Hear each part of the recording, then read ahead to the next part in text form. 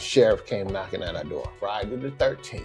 We, for 2 years, believed that my brother committed suicide, but how he passed away, he was murdered. The math didn't math up.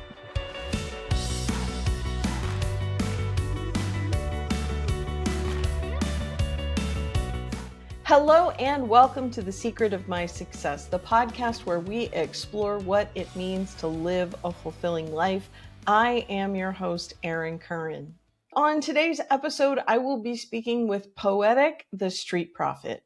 Now, PoeEtiq is a South Florida-based spoken word artist, songwriter, and a media entrepreneur focused on using culture to inspire reflection and community growth. He is the founder of Hip Hop National Media, a platform dedicated to amplifying voices and connecting creativity with purpose. PoeEtiq is currently preparing to launch the Roar and Release podcast, a roundtable style platform centered on real conversations about culture, family, and youth development. He is also developing his upcoming book, Monkey Jungle Syndrome, exploring mental and societal conditioning. Guided by the philosophy, impact humanity one mind at a time, his work continues to build bridges between culture, conversation, and community. Thank you so much for tuning in to today's conversation. If you haven't already, subscribe to the channel. And if you enjoy today's conversation, please give us a like. Enjoy the show. PoeEtiq, thank you so much for joining us today. Glad to be here. It's a pleasure to join you. You know, you and we connected in a Starbucks, 12 years ago? Yeah, amazingly. And then our story just lined up like amazingly. We went to the same elementary school at the same time and don't remember knowing each other. Correct. And then maybe went to the same middle school. And high school. Definitely. Well, I went to that high school for like a semester. Oh, okay. But it's like... What was that, Piper? No, I went to Boyd Anderson. Oh, I went to Boyd Anderson too. Yeah. I did. Yeah. I went to BA. Yeah, I only went to Boyd Anderson for probably 3 months. I went for like 4 or 5 months because it was like the semester starts in August or September. Okay. And then over the Christmas break, my family moved up to Gainesville. Wow. So like here I am halfway through my freshman year and my folks are like, I think it's a good idea. What year was that? It was in 82, January of 82. That lines up with my story. Okay, cool. Wow. You know, PoeEtiq, you and I have been meeting for coffee off and on for the last 12 years. Yeah. And like, it's been amazing as we've had these conversations. One of the things that I've often said with the people that I really enjoy talking to is like, we should record this. Like other people should hear this. Agreed. And when you and I connected like 6 months ago, you were sharing a story that I hadn't heard before. So why don't you go ahead and get us started with like, you know, that period, 1982? Actually, you just brought it right into the year transformation started with me. Prior to 1982, I believe life was not real. And I saw life like a cartoon. I literally was a television addict watching Tom and Jerry and the Flintstones and, you know, all the TV series of cartoons back in the day when we were looking at TV. So I looked at life as not real.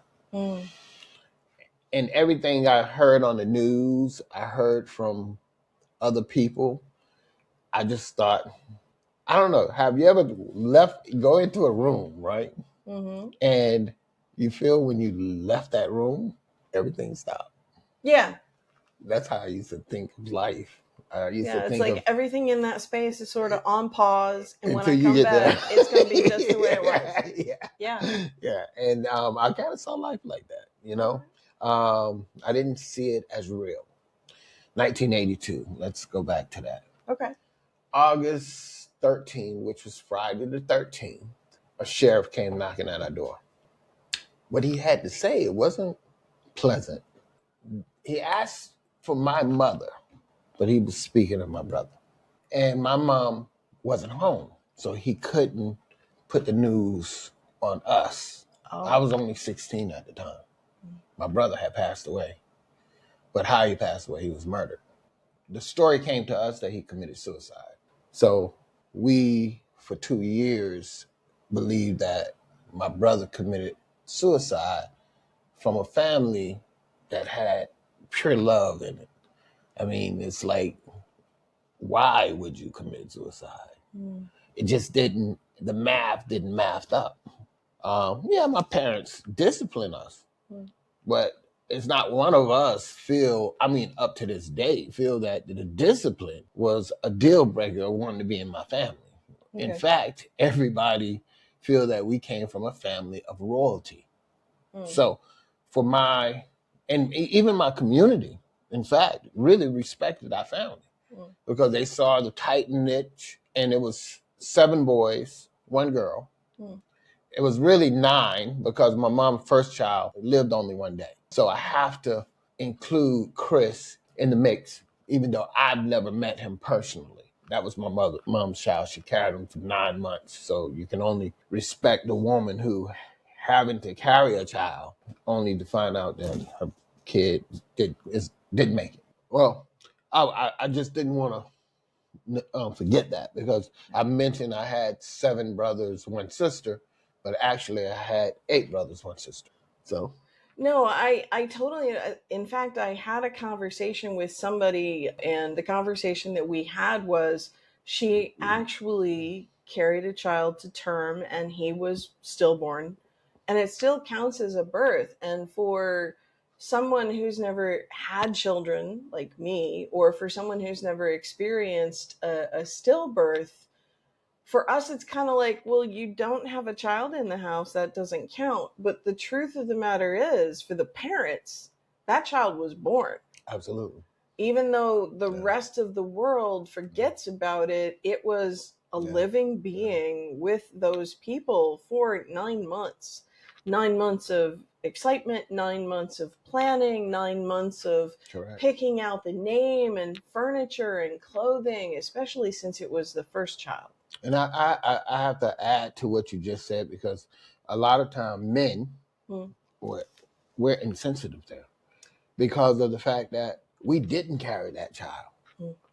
We witnessed you carrying the child, but I don't think enough men are sensitive enough to say, I understand what you're going through. I can't say that was my case of my father because I wasn't there, but I'm just saying, I just know that is the case of men. We don't emotionally or physically have the same bond with the child that is not here yet. Whereas the mom talking to that child, rubbing that child, massaging her belly, and feeding that child through her body. So you got to know it's deep. Yeah. It's an internal love, that emptiness, once a person is gone, is that you just can't forget about. That kind of shifts the window for the when does life begin conversation a little bit. Go ahead, talk to me about that one. Well, I don't like to get into politics, and everybody's got a different opinion on, especially conversations about birth and abortion and like when a child is a child. But I think the only people who are truly qualified to know that is, a mother. I truly believe so. Yeah. I won't lie to you. So I won't even step into that arena personally, because there might be some philosophical or some religious reasons why you believe a particular way. But at the end of the day, I would defer to especially someone who has had that kind of an experience with a stillborn, because like you say, it's devastating. When I was talking with my friend Zaina, she and her partner had a second child, and he's 16 months now, and she still talks to her son about his older brother. Oh, I'll tell you, I'll fast forward to my current life with my wife. Yeah. We've had 2 miscarriages. Okay. So with my wife, there's times when we've been in the car and she's thinking, who's missing? Oh, wow. Which then I think she feels, and she's even said to herself, maybe because it's because I lost those babies, I feel that there's somebody's not there. Yeah.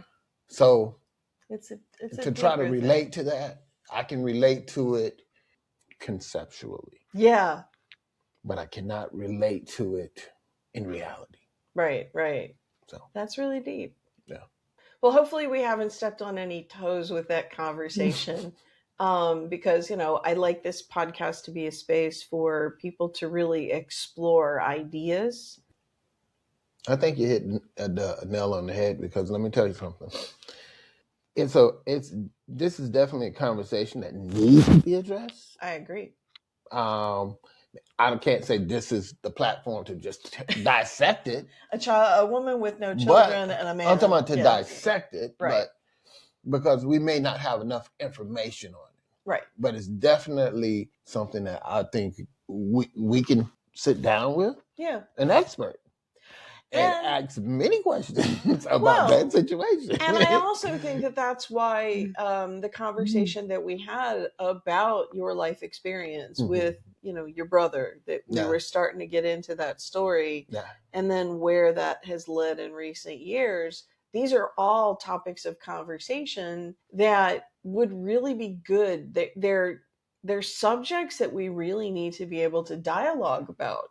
And the fact that you and I can sit in a coffee shop together and talk through this stuff, whether we see eye to eye on political or spiritual or philosophical planes, like one of the things I value about our friendship is we're always able to talk through stuff.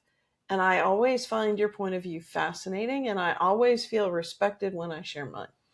I can tell you like this. You are a great listener. You pay attention to people. And you know how to, I'll say, drive the course of a conversation. And you're real about it. And what I like about our relationship is we talk about our differences, even in color. It doesn't matter. We can be honest with each other and have fun in our conversation and realize that we're just human and we have differences. That's just life. Well, that's what I like about you. Thank you. Yeah. I appreciate that trust, because it's, even though we did go to elementary school together, we didn't know each other. We never met. And I think in the last 12 years, we've seen each other maybe 7 times. Wow. I didn't pay attention to that. See? Well, if we think about it, you pay attention to detail like that. Well, for a little bit of that time I was up in Jacksonville, we probably had a few more phone conversations. Yeah. But it's not like we've been best friends hanging out at the coffee shop every day together. That's true. So for the depth, but the connection we made is phenomenal. And that's exactly what I'm pointing to. It doesn't have to be frequency for it to be quality. Great. By all means. It can be a soul connection. Like we've been vibing for our whole lives, apparently. Yeah. We were supposed to meet. Yeah. Oh, for sure. I believe we were supposed to meet. It was the day that do you remember where it was at? It was at the Starbucks in Meisner Plaza. In Boca. Okay. There you go. Yeah, I was waiting for somebody because I was meeting a networking connection for coffee. And I got there early and I was working on my laptop. Do you know who that person was? Because I don't remember. I don't remember. Wow. That is so interesting. She wasn't important. Wow. I mean, I'm not saying whoever you are. Don't do that. I believe that people, there's recencies in lifetime. I agree. 100%. And that person was a reason. Yeah. The reason for you to be there that day. Right. And apparently, without us even knowing it and now starting to recognize it, this may be a lifetime kind of a thing. Absolutely. Which is a beautiful thing. Literally. Awesome. Yeah. There was one guy who was on the podcast and he did not expect to cry and started crying. He's like, "What magic is this?" Welcome to my podcast. Right. I just start asking questions about what I get curious about. And then the next thing you know, it's like, oh my God, how did we get here? I like it though so far. I mean, I am very comfortable. Good. Yeah, I thought I would be more camera shy. It's a conversation. That's part of the reason why I don't like it being scripted. Agreed, 100%. Because when you're unscripted, you start messing up because you're trying to remember. Exactly. Yeah. When you're performing for the cameras. Yeah. When you perform for the cameras. I mean, I think that's why reality TV shows are upcoming, doing well, because of the fact that a lot of times it's not scripted, but sometimes it is. A lot of times. I think it's probably scripted more often than probably now more. Give it credit for. Yeah. Why don't we circle back, if you don't mind, to like you're standing there at the door in 1982. 1982, the police are there. They won't talk to you because your mom's not home. Yeah. It was for me, that was a very odd experience, because that was like really my first encounter with the police. Wow. And I had never had encountered that close to a police. And what he came to say, I could see it in his eyes at the time. It wasn't good. And it only made me nervous. I didn't think death. I did think somebody probably got locked up, were in trouble, but I didn't think somebody died. So I end up, when later on my mom came home, and I have to say it in this way because it came out as a rap for me. My raps are what eases my grief. Okay. So one day afternoon, the sheriff knocked at our door. I looked him in his eyes and said, "What you here for?" He asked for my mother, but was speaking of my brother, and his eyes was filled with a bunch of horror. Later on that afternoon, my mother came home. Then I was sure that something was wrong. I said, "Mom, could you tell me what happened, please?" Then she said enough to knock me down to my knees. She had told me that my brother had died. I was hoping and praying that she had lied. But I remember...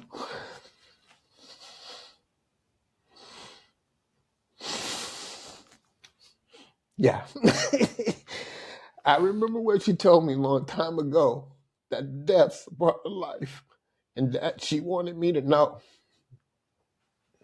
Let me get my composure. Then I realized that we all have to die. But even though it's true, I couldn't help but cry. But now you can imagine just how I feel. But I can only say to you that life is real. So, like I was saying prior to that moment in life, I didn't see life as being a real thing. I literally didn't understand my whole purpose of really being here. All I knew is I was part of family, and every day was fun and entertainment for me. When I fought somebody, I literally thought they're going to flex back. I was in gangs because I was a follower. At age, I'm saying at 6th grade, when I started going to 6th grade, the guys in the neighborhood, everybody started to, I guess we were transitioning into a new age era. And we knew of the high schoolers that were in the gangs, and that's what we idolized. So I idolized the gangs too. I got into it thinking, I didn't think nothing of it, to tell you the truth. I just thought it was a part of activity. It was the part of growth. Even though your parents didn't want you to do it, because parents said, y'all stay with this and that, these people and that. Man, I understood that language from my parents, because my parents were great parents. But I was a hard-headed kid that did things that behind my parents' back, probably like most kids do. I ventured into, I'll say a little crime, but I can't say it was real crime. I was selling BC powder at one time, thinking that was, I didn't know what it was. This is the thing. I didn't know what it was. But that's how it was introduced to me, as though it was a drug. I started making money off of it. I was green. In many parts of my life, you're going to hear that I was green there too. Then I realized that the projectors in school, they started showing, they started telling us what drugs look like, what to watch out for, the approach that people may come. And they started giving us that. I don't know if DARE was a part of this at the time. I think it might have just been getting started around that time. Yeah, I'm not sure, but I know they were encouraging us to turn away from it. Meanwhile, I'm looking at this projector and I'm saying to myself, am I supposed to be selling cocaine? I wasn't sure what was going on, but I know it was BC powder because I bought it from the store. Oh. You remember the BC powder packet in the goodie packet? Yeah, it was aspirin. So yeah.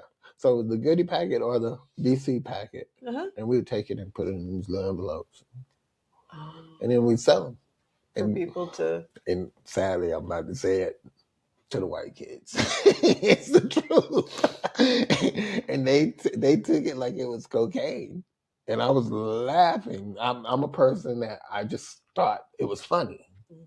And that's, again, like I said, I didn't think life was real. So when I saw you do something, I would hysterically laugh off of it.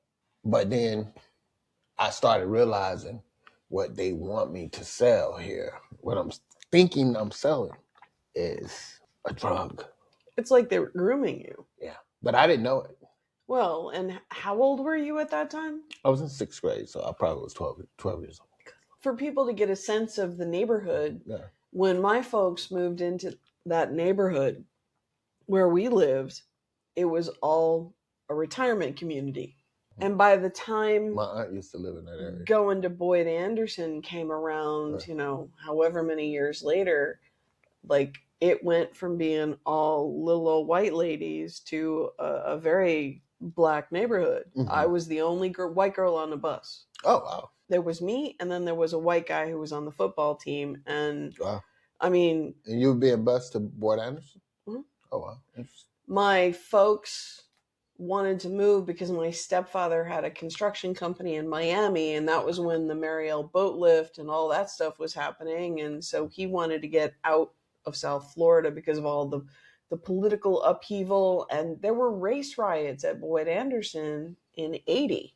Oh, yeah. It was, remember... that we were just coming off of Roots. Yeah. So every time Roots was on the TV, there were riots. Right. My mom wasn't comfortable with... Yeah. And so, like, there were a lot of racial tensions. Oh, yeah. And definitely. it's like, I never had any kind of problems with nobody messed with me on the bus. Yeah. Some people I hung out with. Some people I didn't. Like, the people who didn't want to hang out with me, I'm like, yeah, whatever. I don't care. Yeah. So it was a completely different time. Mm-hmm. Agreed. Well, I do, a part of that time was I was in those gangs and I was protecting the white kids who I knew. I said, just chill with me, you'll be cool, because the Roots really did it created turmoil. Oh, wow. To the general public. It was a shocker to everybody. And then it's like, for the blacks, we were just so shocked and then angry and upset because it just wasn't taught to us. So when Roots aired on the TV, it just only sparked turmoil. Wow. Everywhere. Sounds a lot like what's been going on in the last 5-10 years. Yeah, it's really been. Yeah, it's always been going on. I think realistically. It ebbs and it flows, and I think that there's a certain responsibility for honestly looking at a history. And I also think that there's a certain responsibility for how we respond to that new information. Yeah. Because I agree. Like having race riots and taking advantage of other people and like the whole oppressor oppressed conversation, like I can get it. Let's fix the situation, but that in my humble opinion, flipping the tables and letting the other people be on top for a little while doesn't do anything to even it out. It just basically turns the animosity the other way around. Yeah. It's that idea of an eye for an eye leaves the whole world blind. Yeah. Okay, cool. So Well, I'll say this because you said something. I was caught up in that turmoil of that race thing. Um, that was prior. I'm talking about the roots thing. It's prior to my brother getting murdered. I didn't have a prejudice in me because the truth is I'm mixed race. My grandfather is Mexican Indian and white as well. And my grandmother was Black Indian. So I have Indian mix. I'm talking about on my mother's side. Okay. So you see my mom, even when I was younger, they used to call me Coolie because in Jamaica, the Coolie is the one people with hair like yours. Okay. So I had real curly hair when I was young and I lost it. I got a half a head of hair, but I wasn't going to do that. But my hair was really curly. Now, we were talking about my brother. Mm-hmm. My brother was murdered by a white guy or maybe two white guys. I don't know what the story is. Right. Like I said before, we were told that my brother committed suicide. For 2 years, we believed that story because of the fact that that's what the news gave us. The people that was in the room, they said it. Personally, I spoke to him. I was 16 years old. I called every last one of them up. My mom was just torn apart. She couldn't talk to nobody. And she asked me to talk to him. And I guess even back then, I didn't really have a problem talking to people, especially addressing an issue. So I had a chance to talk to 7 of the people that was in the room. All 7 of the people had 7 different stories of what their perspective was of what really took place. It didn't line up. One say that my brother stuck the knife in his chest and started chasing everybody around the room. Who has that kind of power? That didn't make sense to me as a young man, but that's the story that was given to us. And like I said, it was different stories, different accounts of where it took place inside of the hotel. So let me go back on the backstory a little bit. This was a church convention. My brother was one of 9 men in the room, and there was 9 white guys, and he was the only black guy. So what happened was now this is the backstory. After investigation, we find out my brother made a pass at a white girl, or he asked her to marry him. Oh, wow. He said, I want you to be my wife. Evidently, it didn't go off well to other people in the room. An altercation took place. Now, I didn't discover this, like I said, it was 2 years later.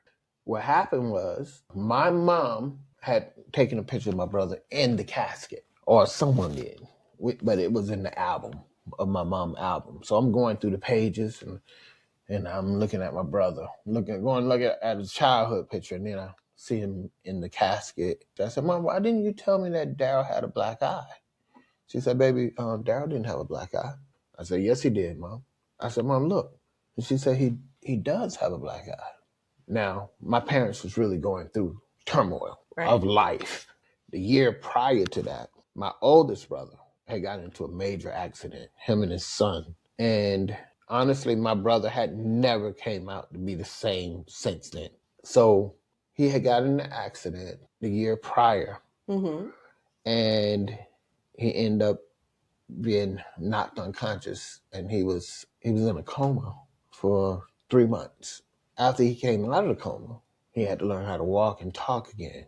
After he learned how to walk again, he ended up going, he was in college at the time, and he went back to school, but he was still unstable, but still learning how to walk. Curtis is the oldest one. Daryl actually was a year beneath him, and it was time for him to go to college, so he ended up staying in Tallahassee with my brother. So meanwhile, while he was waiting to get started in school, he was seeking religion at the time too. He went to the Muslims, he went to the Mormons, he went to the Christians, and ended up going to a Christian church. They, like I said, they had a church convention. They end up, people from all around the world came to this convention. So you're having conversations with the people that were staying with your brother, and you're hearing 7 different stories. I heard 7 different stories. None of it added up. But my brother Curtis, he ended up having a lawsuit, opened up the case again. And this is how we found in discovery of what really happened. 2 of the guys got away and never been questioned. I questioned 7 of them. Fast forward a few years, I'll say probably 10 years later, 2 guys show up at my mom's house wanting to interview her. Had lights, camera, show lights and everything.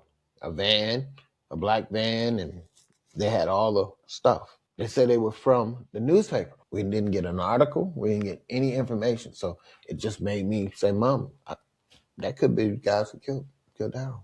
Tried to contact these people after and nobody picked up phones or anything. So it makes me wonder if those were the killers.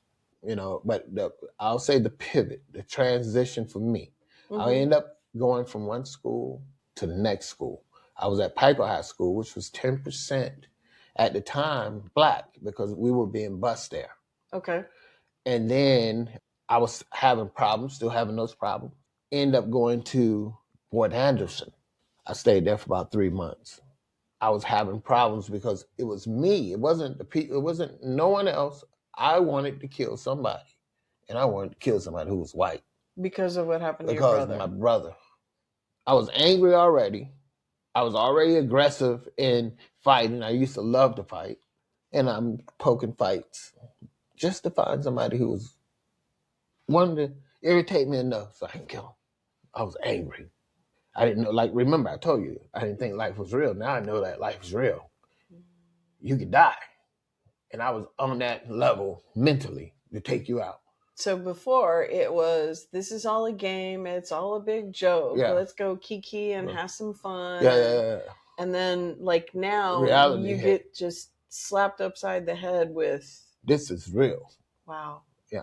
And so I ended up going to Dillard High School. Flop is a flip flop from Piper High School. It was about 10% white and 90% Black. Dillard had a reputation of being a bad school because I guess it was all Black, but really it was a great school. Loved it. When I got there, the counselor set me up with a guy who gave me a tour guide. His name was Steve, and I wish I knew Steve today because Steve was an incredible guy. A white kid. He said, man, you're going to love this school, man. Let me tell you, and the girls, and I was into girls so much. I'm like, yeah, you got me, but. And at the same time, I'm looking at this guy in the face and saying, you seem like a nice guy. Why do I want to kill him? Saying to myself. And then God, literally, I believe God put it on my heart at that time. All white people didn't kill you. Kill your brother. Maybe 2 evil people did. And that was the pivoting point. That was the first lesson of what love was to me, to love unconditionally. Wow. Because I can't hold you responsible for something somebody else did. I can only judge you on how you treat me. And I that was a real lesson in life for me, that I don't have a prejudice because you're white. I may have a prejudice because we just don't like each other. Chemistry. Yeah, we're not a good fit. Yeah. And we don't line up. Right. We don't align. But it's not a prejudice because of skin color or differences. Because we're going to have our differences. You're a female. Yeah. I'm a male. Right. So we got a lot to talk about. Yeah. Because we don't understand each other 100%. This is true. Mere fact. Yeah. And you're a white female. I'm a Black male. Mm-hmm. So we got a lot more to talk about. It's more of a conversation. Growing up in similar neighborhoods and in similar, probably different life circumstances. Yeah. Because you had how many brothers and sisters? I had 7 brothers, including myself. That makes 7 boys. 7 boys. And 1 girl living, and the one who had deceased. So it was 9 of us all together. Right. And for me, I'm the oldest of 2. Okay. And the middle of 7. Okay. I have 3 older stepsisters and 2 younger half-sisters. So our life situations are vastly. My parents were divorced when I was 7 or 8 years old. So much the same and so much different, all at the same time. And that's the richness of life. Yeah, and I think that's what we find interesting about each other, is that we can have a conversation about it and speak about it. There are a lot of people who are a lot different, Uh-huh. but they don't like. I don't vibe with them the way you and I, right? I like that. And I think that it's because probably, this lesson that you learned in life so early on. Mm-hmm. First, you're going through life and it's not real. It's like everything is a joke. Everything is like it's TV. Everything is, just like you're playing a game. And then you get hit with one of the most real situations that can happen to a person. Mm-hmm. Even being groomed to be a drug dealer when you were 12 years old and all the different things that you went through with your family. And it's like, if you didn't have that anchor at home, God only knows what would have happened to you. Literally. Agreed. And for whatever reason, not only do you have a really strong anchor at that time, where you did you have a really strong faith? Was that I something? had a cousin named, his name was Cousin Freddy, we call him. He was a pastor. Now, what led him to that life is his lifestyle before that. He had got shot in the head 3 times, and the bullets was still remaining in his head. Wow. Because they couldn't, if they removed them, he'd have died. Right. So he was paralyzed from one side of his whole body, and he dedicated his life to serving God. One pastor in life that I absolutely got respect for, because I know it was a true relationship with the Almighty for him. The reason why I say that is because he dedicated everything to it. It wasn't about money for him. Even though the church would dedicate, he was an evangelist. Just so he can go from place to place, they would give him money to do it. But this man served, and he read, and he taught me religious principles, are biblical principles, not religious. Right. Biblical principles. And because there is a difference. So I followed him as a child. And I would sit and read with him so I can get a better understanding of it, because he just knew it. And he knew where to go to if you had a question, boom, he go to the Bible, get to the scripture, see what it says about that. So I respected him for that. I'm not religious. I think that's a fair distinction, because there are a lot of people who are religious that are the church going. Mm-hmm. And then there are the people who actually cultivate that connection with the divine. Yeah. Okay. So it sounds like you were kind of set up to have your experience with the divine. And here you get to high school, you switch over, all of a sudden life is real and you go into fight mode. Yeah. And then you meet just angry. And then you meet Steve. And I meet Steve. So Steve, like I say, I wish I could. I actually perused through one of the yearbooks. But everybody was like, because I had went to the first reunion. I think it was my 39th year of the reunion. Yeah. And that was the first one I went to. Okay. And so I said, when I saw the book, I just went through it, scanning through it, see if I can see him. I could not identify, but in my head, I could remember how he looked. He almost looked like, remember Zach and Cody?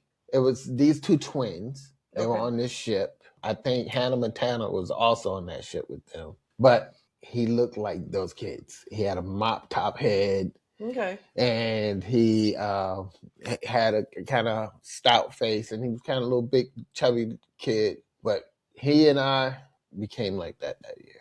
And throughout, I only was at Dillard for 2 years, and me and him, we were decent friends.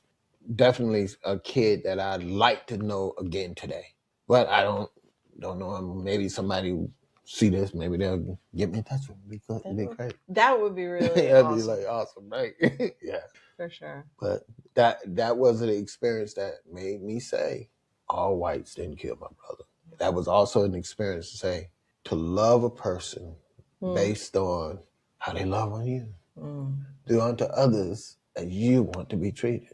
So I tried to do that all the time, is to do unto others as people as I want to be treated. Now, have I made mistakes in life? And sometimes out of response, and you're quick to anger, Right. But the Bible said be slow to speak, slow to, I would say slow to speak, slow to anger, and quick to listen. I'm trying to adopt that principle. Yeah, it can be challenging sometimes. Yeah, I'm trying to adopt that. Wow. Yeah. Really powerful and such a pivotal experience. What I found so captivating about that when we had that conversation a few months back was that's a lot of what's going on. When there's injustice, we feel like we really want to do something to someone, and people can be painted with very broad brushstrokes. Correct. Like what happened in Rwanda when the light skin are called one thing and the dark skin are called another. They're all brothers and sisters and husbands and wives. And like, you can't, there is no separation between us. Like at some point, there's probably a little bit of color in me. And you have already said that there's a little bit of... I got a song called Miggity Mike Checker. You need to hear that song. Oh, awesome. Because what you're saying is absolutely what the lyrics is saying. There's no difference between us. At the end of the day, like for real, for real. Absolutely. It's, I have a friend, and we joke because I grew up in Lauderhill and she grew up in Germany. She's Black. Her family is from Georgia and her father was in one of the branches of the military. Okay. And so she and her brother went to school for a year in Japan and then went to school for another 3 years in Germany. And so we joke that she's more white than I am. And like I'm more Black than she is. And you know, it's funny. It's not, but like you say, the trust. Let me tell you something. When a relationship is natural, there's a lot of times no rules in which we can have a conversation. Right. It's always good to have respect within a conversation because you even though you don't have rules, you still have that respect of one another. Agreed. Of just being human to one another and being mindful of what could hurt someone. Also trusting that if something is said that does land a little off, to be able to say, you know what, that hurt. That's a no-fly zone. That's... Agreed. You know, something that you said really got up under my skin. And then to be able to have the conversation and go, wow, okay, first of all, acknowledge, apologize. Whether you think it was right or wrong, if like you're my friend and I've hurt you somehow, the first thing I'm going to do is apologize. Agreed. And then I want to understand what that is, because maybe there's some aspect of my thinking that I can shift. Maybe there's something that I'm not familiar with, something I don't know. Maybe I was coming from a different space, and we can create an even deeper relationship by having a conversation about it. Because if you're going to tell me that it hurt and you're not going to tell me why, then how do I know I'm not going to step on a landmine again? I think that's why you and I get along, because you said something, having a conversation. Conversation is what creates understanding. True. By not communicating creates differences. Exactly. That's unresolved. Of course, like I said, we have differences, but if we can talk about it, we can create magic together. And that's how relationships become bonds. Yes. Because don't get me wrong, and people say, "Oh, my best friend is white." No, my best friend is a guy named Doug Creel, and he happens to be a white. That's beautiful. Yeah, I really respect this guy, and he respects me. But I can tell you just like this, we can have any kind of conversation. I've been knowing him over probably 35 years now. Wow. We can have any type of conversation. And at the end of the day, we're cool. Yeah. And when Doug was young, you would say, Doug, I used to call him the blue-eyed devil. Because I didn't have an understanding when I was a kid. But I was just a radical. So I used to call him that. And he would come back at me and we would go back and forth. But we came to an understanding that we just totally understood each other.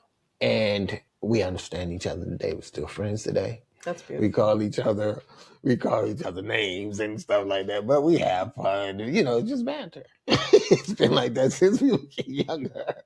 Oh. There's a friend of mine who one day he and I were having a conversation, and he was saying that very often with people, as trust goes up, respect goes down. Yeah. Because you start to get to know the faults and the flaws of the other person. But it's a level of respect that goes down. But like, but if you disrespectful, to his point, it doesn't have to be that way. Yeah.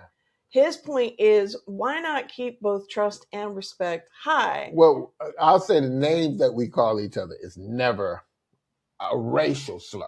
Well, right. We just play we play hard with each other, but I can just say we enjoy all of us. I worked at the Sun Sentinel, but the Sun Sentinel, just for those who don't know, it's a newspaper locally here in Broward County. So, but I worked at the Sun Sentinel, and that niche of people, it was like 30 people I worked with for over 28 years. Mm-hmm. And those niche of people are still my friends today. Yeah. We kind of grew up with each other. So that was my department. But Doug and I, we made a connection. I made a connection with a lot of people there. But Doug and I, we made like a real connection. Like I could see, he's like a brother from another mother to me. Yeah. And his family, they treat me with all the same respect. Everybody.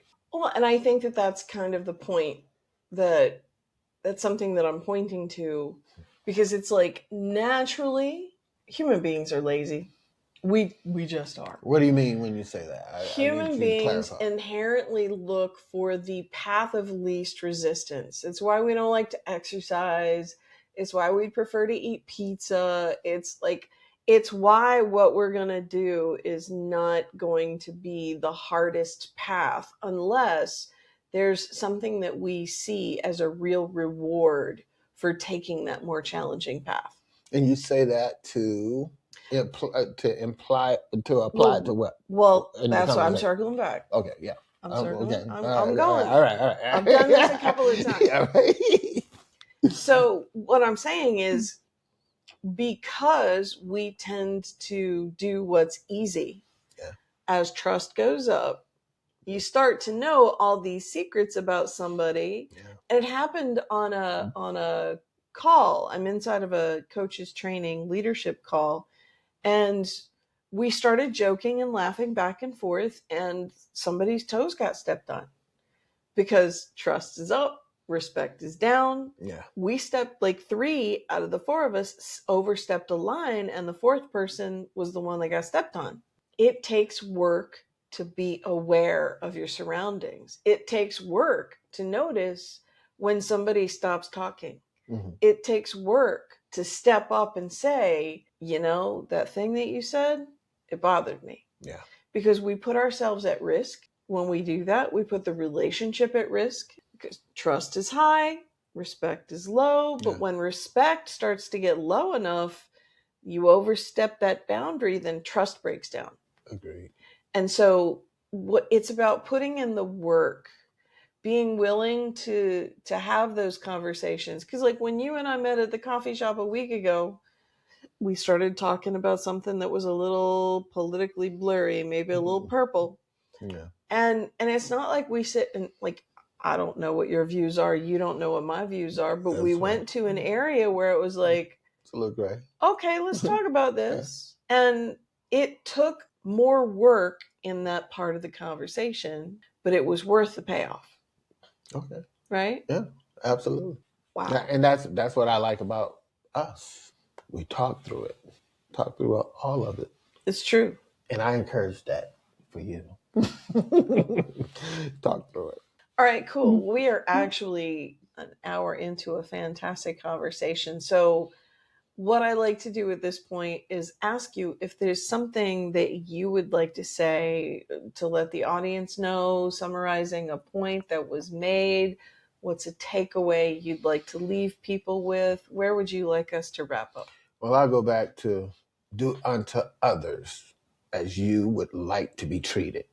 I don't want anyone to treat me or my family in a derogatory way that's disrespectful, period. So I've turned my life into trying to learn more about loving people. In fact, yesterday, my son and I were on the phone, and we both are on our spiritual journey that we're looking to, improve our spiritual life. So we're on the phone, and my son was telling me, my son Joshua, because I got 5 kids, he said, you need to show up as the internal you. In other words, don't let the world shape you. You shape your world around you. In other words, I can be angry today, and if I project anger, the world around me will reflect back to what I'm putting out. Very quickly. Right? But if I put out love, then I should expect love back. And that's what's happening to him in his life right now. It's also happening to me. Now, what I did yesterday, from the conversation he and I had, I have 3 people that I felt slighted me. But my son conversation is, well, you can't affect them to come up and apologize to me. Maybe I should go apologize to them. Wow. That wasn't a conversation he and I had. It was just based on what the conversation we shared made me think. So I wrote messages yesterday, and I apologize for what I may have caused you to have a difference of opinion or think different about me. We have a difference of point of views with each other. So the 3 people I sent these texts to was a niece of mine, a nephew of mine, and a friend that was becoming a friend. I just wanted to make sure that I empty my cup. If I did something wrong, I have to apologize for my behalf. Right. So that's what I did. And if I said or did anything to hurt you, please forgive me. Wow. Because I might die tomorrow.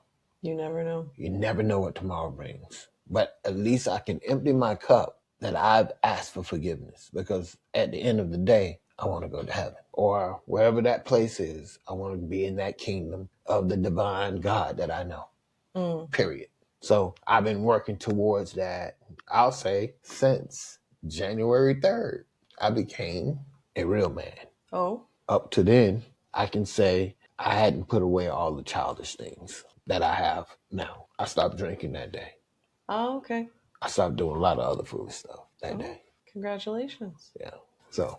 Maybe a story for a different time. Yes. Well, thank you, PoeEtiq, for joining me today. Okay. I appreciate you. I appreciate our friendship. Oh, I appreciate our friendship too. I appreciate this interview.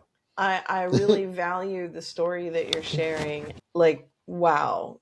Because when you shared it before, it just touched me so deeply. Because to really walk the talk of do unto others and to be the change that you want to see in the world, like you are a testament to that. So thank you. Oh, thank you. Thank you for, finding it interesting enough to be a part of your story. I appreciate it. Seriously. Because I didn't ever think it was that much of an interesting story, but you gave it some value. My pleasure. I appreciate you. Thank you. Yeah. And thank you for watching or listening to the podcast. We really appreciate you.